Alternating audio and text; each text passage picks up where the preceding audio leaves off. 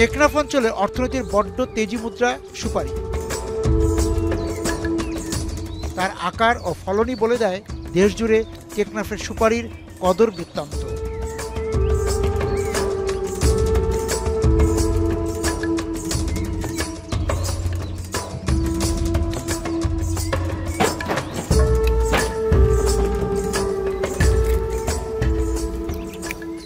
সুপারি কেমন হলো?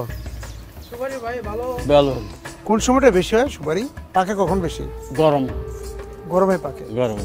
তাই বসা। তারপর এই এলাকায় সুপারি কি অনেক সুপারি বাগান? জি জি। হ্যাঁ, এখন খুব অনেক। এখন অনেক। জি। সুপারি এই টেকনাফে বা এই এলাকায় সুপারি মানে কত বাগান, কত সুপারি হয় কি অবস্থা বলেন তো?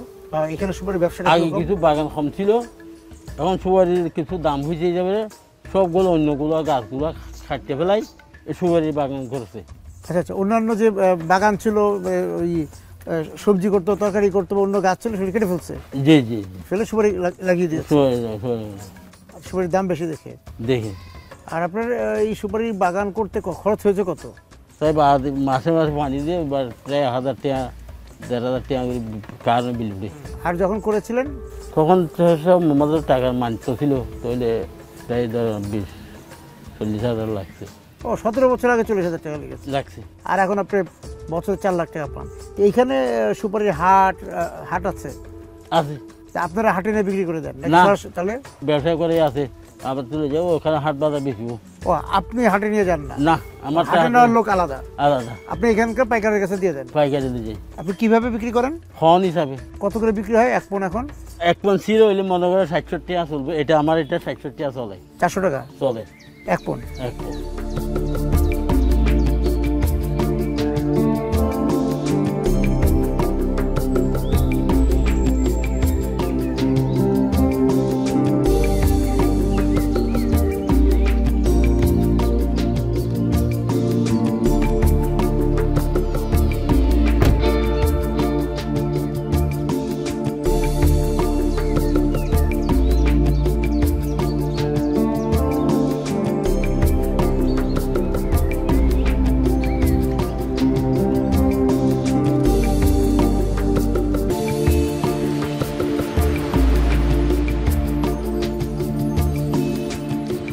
আপনাদের এই টেকনাফের সুপারির বাজারটা কত বড়, মানে কত টাকার লেনদেন হয়? প্রতি সপ্তাহে তো কোটি টাকার কাছাকাছি লেনদেন হয়। আপনি কত টাকার সুপারি কিনেন প্রতি হাটে?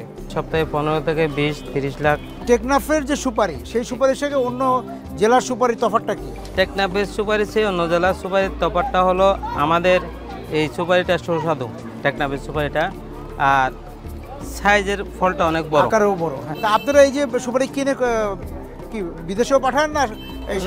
আমরা সারা দেশে পাঠাই। এখন বিদেশে যারা এই করে, তারা ইম্পোর্টার যারা থাকতে পারে, তারা ওখান থেকে কিনে নিয়ে যায়। নগদ টাকা দিয়ে কিনে? নগদ টাকা দিয়ে কিনি। অনেক সময় কিছু আমাদের এই দীর্ঘদিনের ব্যবসা, তার মধ্যে কিছু বাকিও আমরা সামান্য কিনি, নগদ বাকির উপরে কেনা বেচা।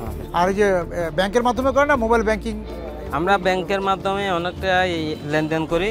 যখন ব্যাংকিং আর থাকে না, ব্যাংকের সময় যখন শেষ হয়, তারপরে এই লেনদেনটা কীভাবে চলে? কারণ আপনার বাজার তো অনেক রাত পর্যন্তই চলে, তখন টাকা লেনদেনটা কীভাবে হয়? যদি আমাদের কিছু টাকা আপনার প্রয়োজন মনে করি আমরা, বিভিন্ন ক্ষেত্রে আমাদের লাগে, তখন আমরা যেটা বিকাশের মাধ্যমে ওই টাকাটা নিই আর কি।